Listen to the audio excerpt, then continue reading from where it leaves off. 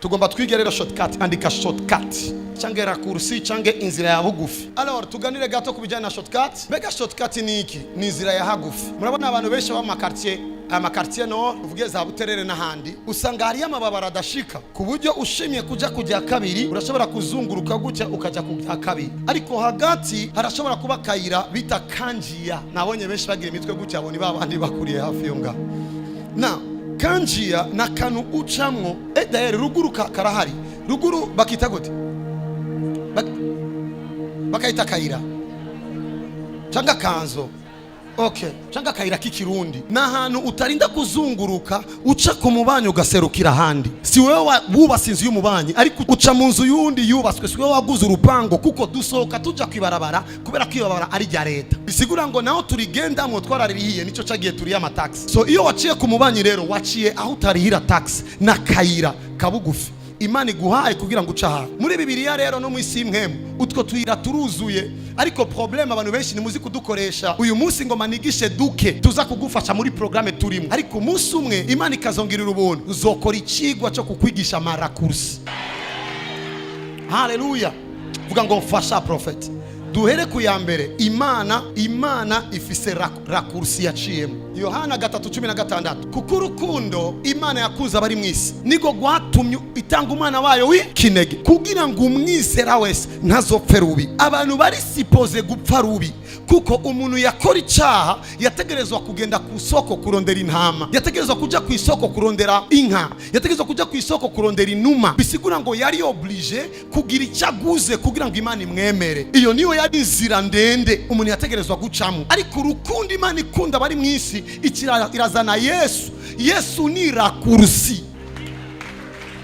Kuko ico gihe vyari birimo n'umuruho umuherezi yategerezwa kuboneka. Bisigura ngo ukoze icyaha kiretse kuba waguze intama ni wasanga umuherezi yacerewe kuvyuka waracererwa kubabarirwa. Umuherezi yategerezwa kuza ni wasanga yashwanye n'umudamu agateba kuza. Bisigura ngo nawe ntiwishugwa. Imana ibona ivyo ntivyari bibi kuko vyamaze imyaka irenga 2000 bikora kuva mu mabwirizwa ya Musa kugeza aho Yesu yaziriye kwisi. Imana ikivuga reka ndondere rakursi kuko ndabona umuntu azoza yitwa Joshua sinzi ukuntu azogura intama kandi azoba ari impfuvyi. Ndabona umuntu kanaka sinzi ukuntu azotabagwa. Yohana cabivuga mu gitabo cyo Yohana Umubatizi igice ca mbere 29 ca mbere 29 aravuga ngo nguyu mwagazi w'Imana, nguyu akura ibicumuro vy'abari kwisi, l'agneau de Dieu qui ôte akurako arandagura intama canke iki akarabaha.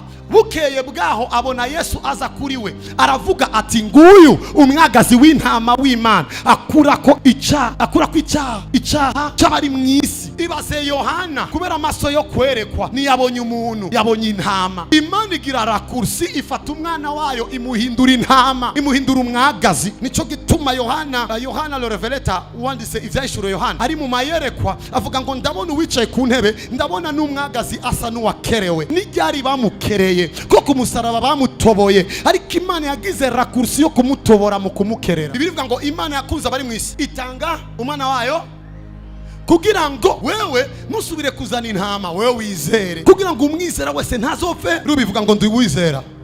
Ivyo gupfa rubi narabivuyemo, fise ubugingo budashira, fise amahera adashira, fise umucero udashira, fise impuzu zidashira. Guys, Imana ikiduha opportunity yo kuronga ibidahera. Sishobora kugira ubugingo budashira ngo ngira amahera ashira. Ahambere twahatahuye kugira ngo nidutebe twahatahuye vuga ngo aho ntacakiye.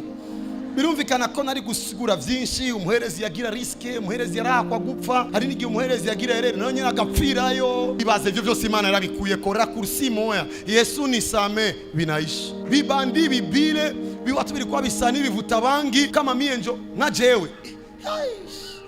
Byari gusaba yuko nanga inka zose zitanzwe ku macundiro muri no kuri ko kwezi kuko simbona n'ivyo nari gutanga nemegwe. Ariko Imana ikingorera karakursi di narivugiye gusa Yesu ndakwakira ubwo na mu buzima bwanje umbere umwami n'umukiza. Kuva uwo munsi identity irahindutse from Sugu J to prophet of Jesus Joshua. Ndatangaje ko Imana igiye kuguhindurira identity muri rakursi. ndatangaje ko Imana igiye kuguhindurira identite muri raccourci. Amen. Gira uwo mwicaranye kubera ko ukunda kuzunguruka. Izere Yesu byabaye. Nibaza ko wavuze amen. Amen. Now ndaheza igihe ubuzima bwanyu.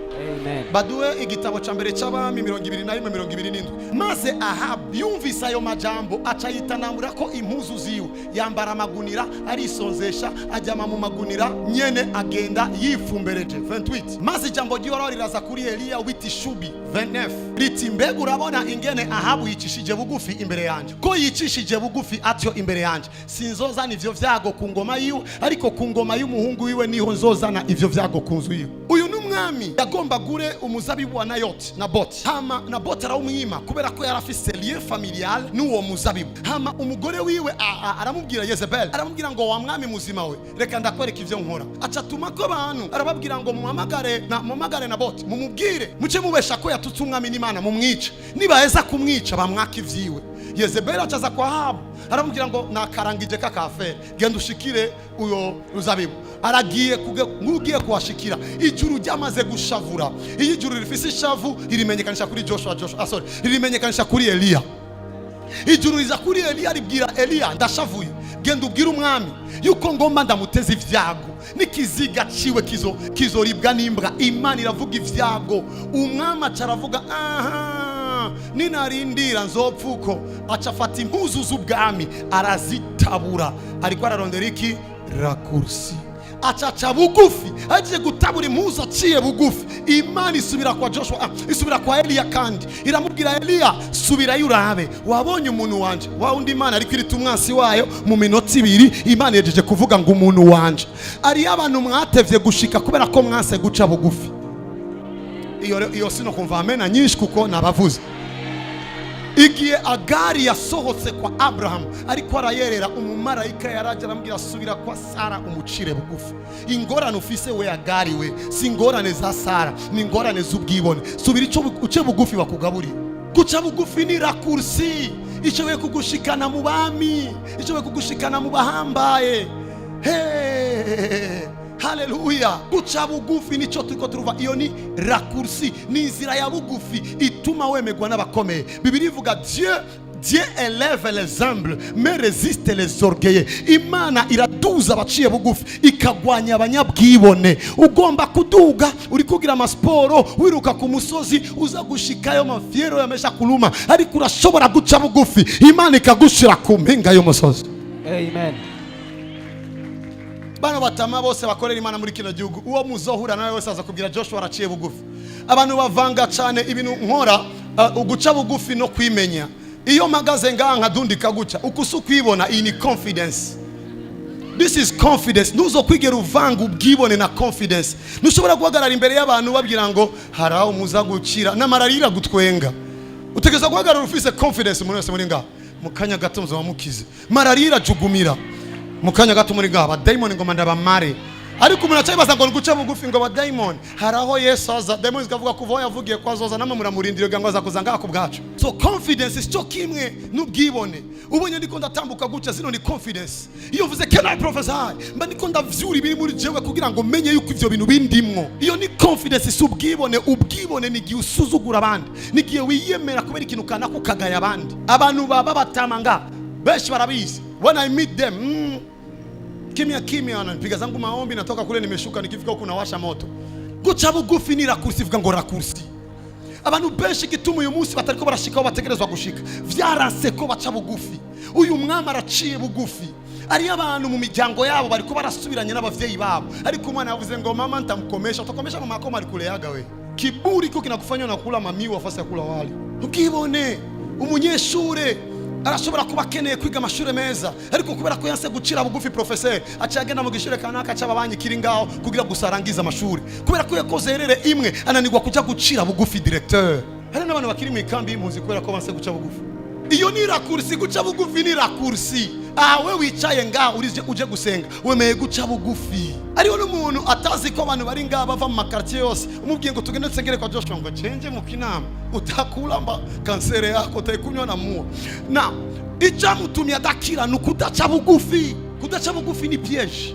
Imana yagomba yica umwami ariko umwami araca bugufi. Rimwe na rimwe kugira ngo muzure muhemu yera basaba guca bugufi, bisaba guca bugufi mu mutima wirekure, kuko muhemu yera arakuraba akavuga uni cyane muache. Haleluya. Hari abadamu ingo zabo zanse kuba ingo kubera banse guca bugufi. Ahabu yibuka ko ari umwami ariko arirengagiza ivy'ubwami, yagize iki? Aratabura impuzu. Urazi guhura n'umwami yambaye igunira, uko no guca bugufi. Guca bugufi ni rakursi mu gitabo ca Yona. Abanyaninewe bose barambaye amagunira, Imana ikura igihano ku mitwe yabo. Guca bugufi ni rakursi. Ari abantu mutariko murashika kubera ubugarariji. Mwaranse guca bugufi, umudamu yaranse guca bugufi. Aka kagabo nzokereka ugira ngo nabandi bagabo bariho zorongogwa n'undi. Utahetoka kwa mpiga makofi, utakutana mpiga bichwa pua litaenda ngambo moyo. Mata uyo ko guca bugufi ndio dushikana. Ducire bugufi Kristo tsobe gushikana ingoga. Thank you. Guca bugufi bishoboye kumatana n'umutima umenetse, kuko udafite umutima umenetse nishobora guca bugufi. Murazi Petero gituma yashizwe hejuru, yaraca bugufi.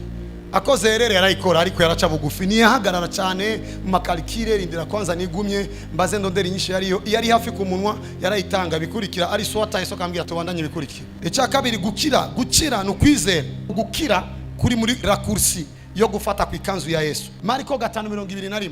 Sinorinda guteba muri iyo nkuru, inkuru y'umudamu yase guca bugufi. Mr Jesus yaramaze imyaka 33 Jerusalem. Ashobora kuba yarumvise Yesu peut-être atevye gato, ariko aguma azunguruka ku bitaro, ava kuri Presereja agenda kuri Rwakarede, agenda kuri clinique hariya, agenda hose. Aribwira ngo kuvana azungurukiye kuko yaraza amakuru ya Yesu. Nimba tarayazi cyane omebasi mu myaka 9 y'amagogwa yamenya amakuru ya Yesu, kuko mu myaka 3 Yesu niwe yari star Jerusalem. Yesu niwe ariko aravugwa muri ico gihe. Ujya mugore hako akata agende kwa Yesu, aguma azunguruka ibindi bitaro. Umunsi maravuga reka nce bugufi, aca yinjira mu gikorane ca Yesu kidafise afishi. Yesu ageze ku kiyaga baramubwira ngo ari umwana agwaye. Yesu ariko aragenda, ujya mama aravuga reka nce bugufi. Bujya kugira ngo ukore ku ikanzu y'umuntu hasi, numva kutegerezwa kugira gute? Matako ndiko ndavuga muba n'ibihumbi cyamari Yesu uyo mama yagenda gute? Agomba gukora ko swata ndagufata tu reka ndagutingira imbere. Muzora neza Bibiliya, umuntu yaduze ku giti yari Zakayo wenyine. Abantu bari bugufi murakunda kuja ku biti. Reka tubandanye. Arakunda kwigira bareba. Gadis abandanya agenda gute kugeza agira gute acakira. Ni yacakira. Ni kiki cha mukijije guca bugufi kurondera ku ikanzu ya Yesu. Ari abantu bahitamo kwigumira ku kidengeri. Yohana 5 hari ikidengeri kiri kwa bagwayi. Yesu ariko aragenda mu quartier ariko arakiza abantu ngo twe twigendere ku kidengeri. Acha sanga ikigabo yari kuba yagikijije imyaka 3 irenganye, cagiye kwita ku kidengeri. Acha vuga nk'uwo urindiriye ikinga ngo jeyo ngomba kwiterera mu mazi, abandi shika kamrago kako wende. Nubizi ko ndiko ndakora mu quartier ugira ngo mukijije ngo fatikira kuzikira kugenda. Nushobora guterura ikirago ku munsi wa 6 ku munsi wa sabato mu Bisirayeli, kiretse wakubwiye atagutegetse. Yesu yaramutegetse terura ikirago ugende.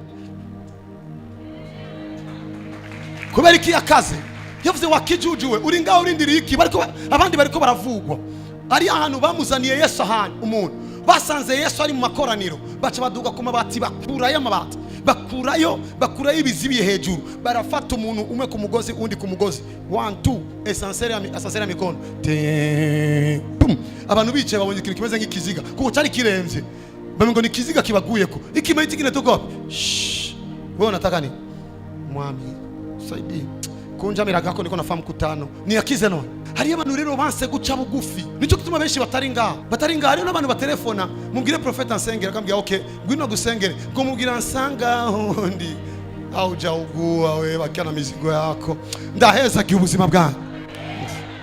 Haleluya. Guca bugufi nitujana ku bitaro nubona ukuntu ndengana ku bantu barambonye neza, akavuga ngo reka niruke mfashwe, ananipita huko ufise ubwengaza yiruka nibakira. Ego. Imani irakeneye ko turonka kajyo ko guca bugufi kugira ngo maze nitwaca bugufi idushire hejuru. Urahiriwe kuba waciye bugufi. Haleluya. Ndacari ko ndabandanya.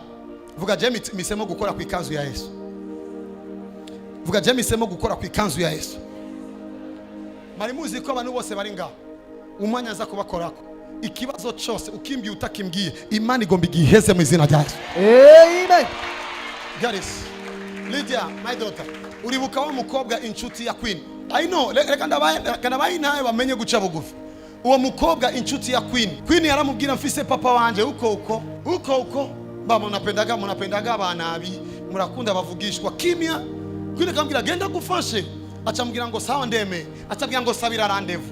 Agura ushaka rendezvous ya prophet, genda makoraniro kuwa kabiri. Yari abantu bari compliqué, hakwaza nga dusenge twese ngo jenzoza umunsi ambie rendezvous anyakire muri biro nyene umengo yandungikiye kuri ha biro.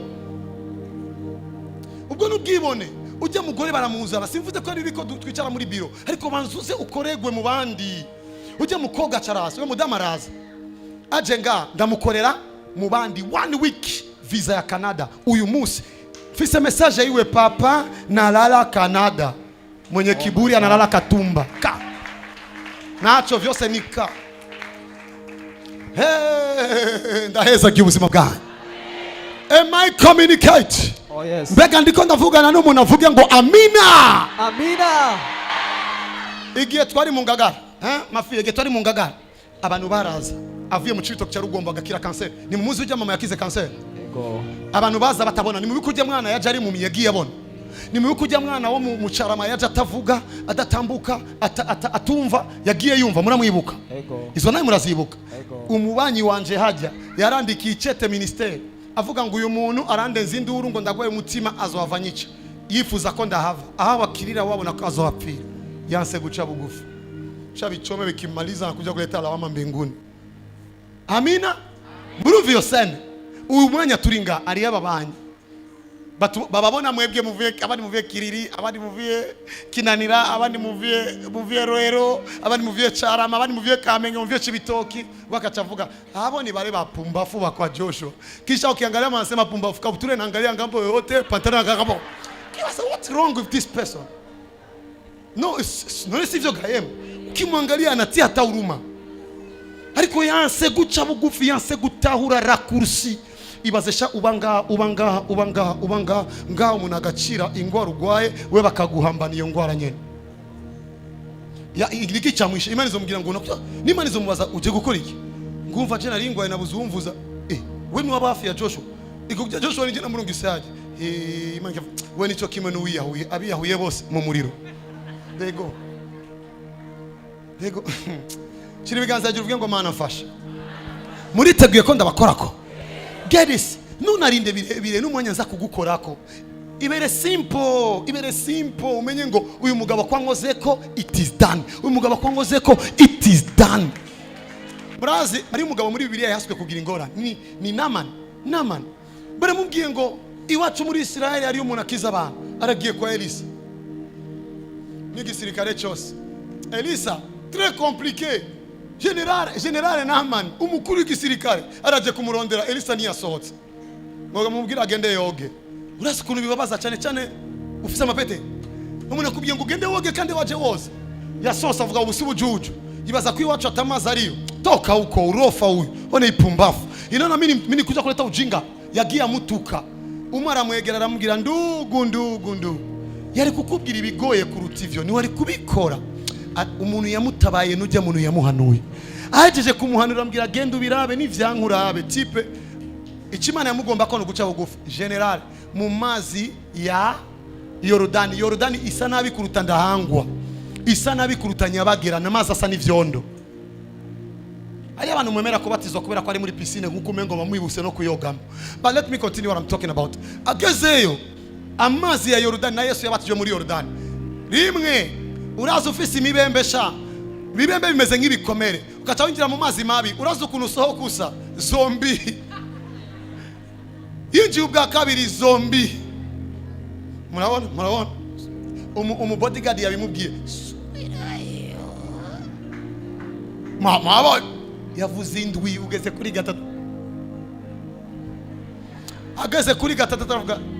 Tugeze kuri kane. Gatanu. Ageze kuri gatanu ninasohoka muri aya mazi nakize. Ndaza kurasa ijyanzu ndayihindura ivya. Ukundi kwangize, ukundi kwanyihoye. Atangiye kwidoga. Tipo aramubwira aho rero aba bodyguard bari ku ruhande vie. Nimba bavuga igisai cyo muri Kongo vie nangaye bitukani ingisha kichwa mule ndani. Garis baramubwira vie ruli amule. asohotse urukoba nk'umwana muto, asohoka ari umushasha nk'umubebe. Atavuga munjane kwa Elisa, acagenda gutwara izabo. Elisa avuga ngo nabonye ko wagize ubwibone. Elisa ni yansa amashikanwa y'umunyabwibone. Weje arimo wigeze kubona umvugisha wanga amashikanwa? Cyese ndabigerageza. Na kasi nabigerageza. Gerisi Elisa namuvugisha wanga amashikanwa na Samuel yabagiye Colombe. Na Samuel igiye Sauli yaje kurondera inka, yamuriye n'utwe yarasigaranye. Mwigeze kubona umuvugisha muri Bibiliya nk'amashikano? Eliya ageze kuzi y'umupfakazi yariye ngo sigaranye duke kugira ngo mfe zana. Missionaga na pimwe ko na huruma. Kubijyanye n'ibyo bintu nico kugira imwe kuko akugira imwe uraze. Kandi kera nanje nagisubizo yerere muravyibuka. Kiri umuntu yaraza dadi sigaranye duke sigarana nayo nkamwengera yandi kumbe ndamwiciye umujyango. Maze gukura uyu muhungu wanje yarafise kiriyo acambwira ngo dadi ngiye guhamba umuntu kiye kukiriyo ariko sigaranya ya zana. Yes of course, kuko icabimubwiye nico camuhaya yandi yose yarakeneye mu nzira. Ubwa mbere nari narasamaye Elisa ni yansa amashikanwa y'umunyabwibone. Abwaga yatange yatware hari. Kuko ayo mashikanwa niyo yabonyemo imibembe, kuko nuwa yamwatse ariwe Gehazi yaciye agenda imibembe yiwe.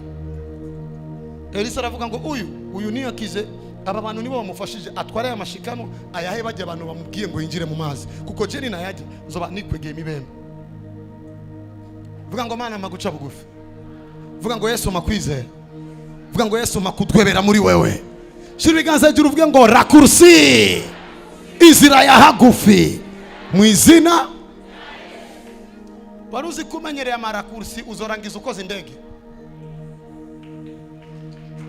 Kubera iki? Abantu bakunda amarakursi nibo bakoze indege. Navyo mwatahuwe. Indege ni rakursi, uvuye n'imodoka ngaho uja mu Bufaransa uraharara. Umuntu yakunda ubwira bwahagufa aravuga kuvondi ko ndazungurukira ko ndondera ikintu coca hejuru y'ababana. Ni wumva ko wakuze rakursi niwe yarangirije gukora ibikomeye. Je rero nagize rakursi kuri Yesu, rabije ndiko ndakoreshwa.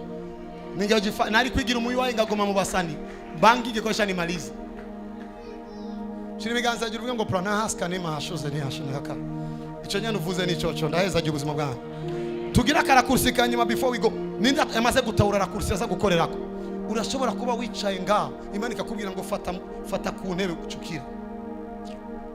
Hari iki Imana igusaba kanu gato ukakirengagiza kukurindiriye Imana mu bintu biri compliqué.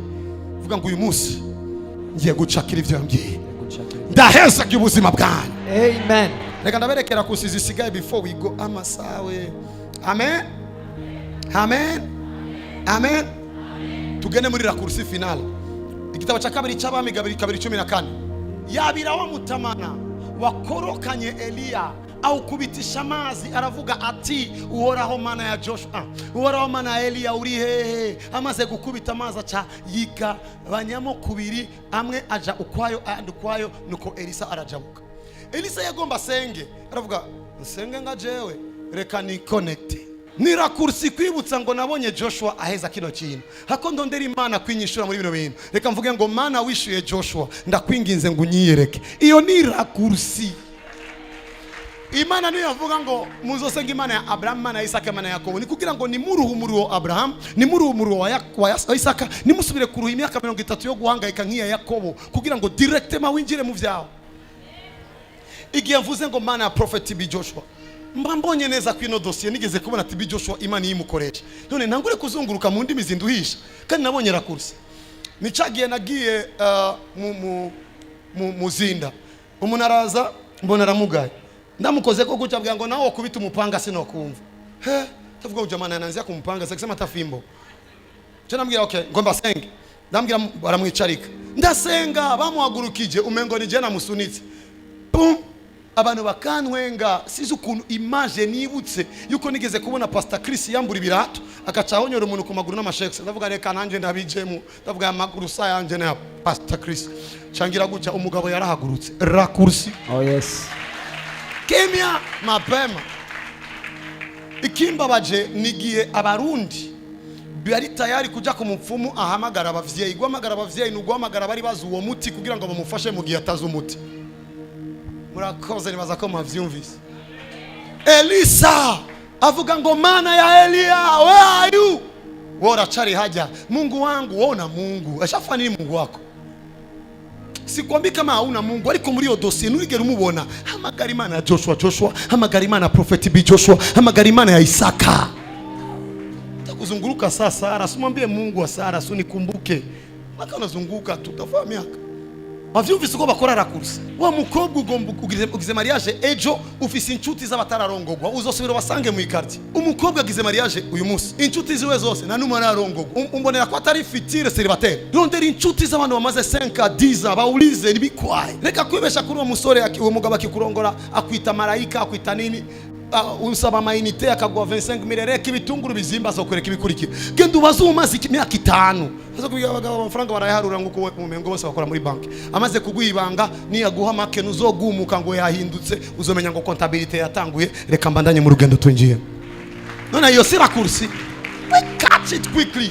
Mari muzi ko mu isi tugezemo. Hari abantu bashoboye kwiga gutera urushinge kuri internet bakacika abaganga.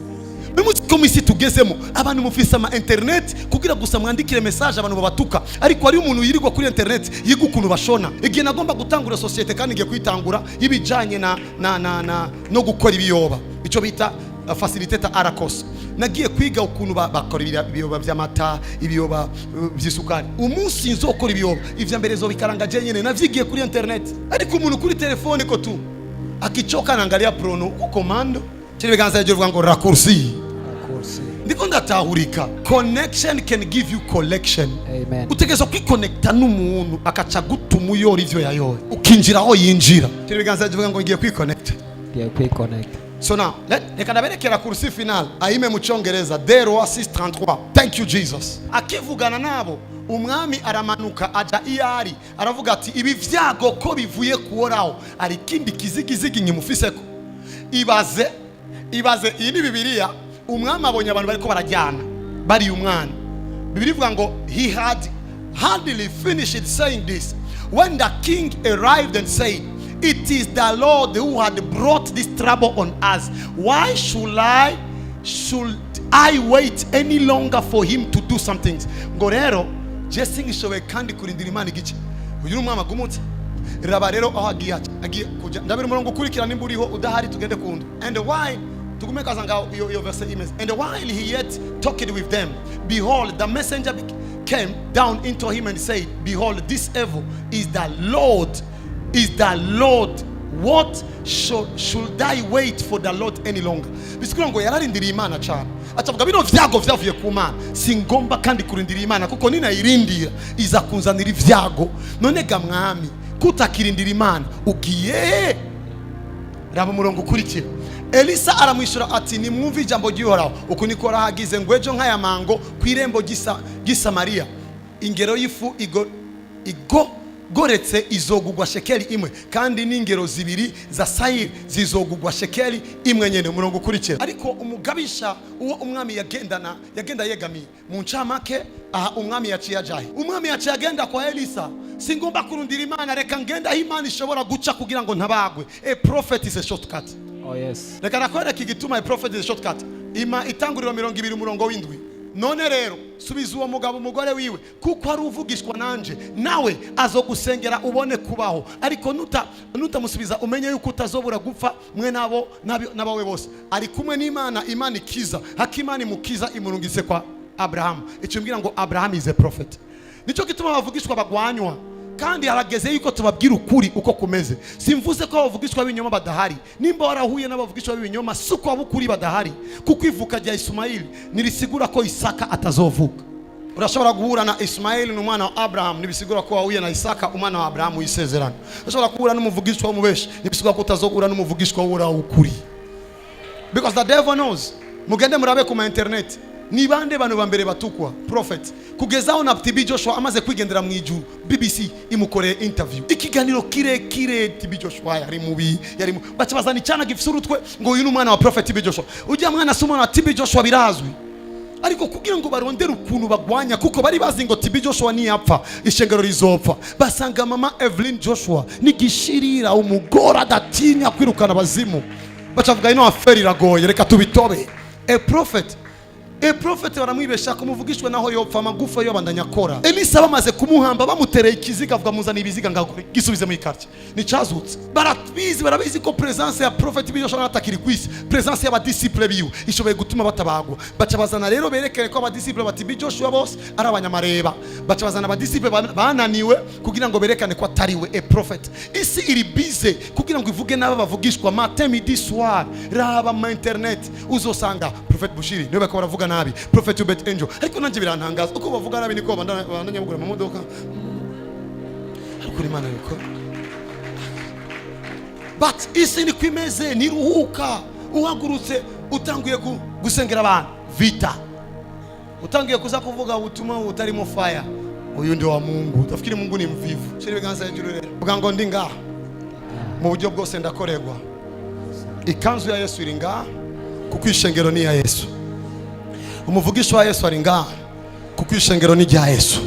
Nanse kuja kugidengeri nari guteba, nahisemo kuzi wawe. Ndagomba kuntabara ivyo abaganga badashobora, ivyo abantu badashobora. Ndakene kunkiza mana, naragerageje, naradepoje henshi, nazanye amadosiye yanje ngaha, ndakene kuyakorako. Mana ntabara, mana nkorera. Senga, make a prayer, make a prayer.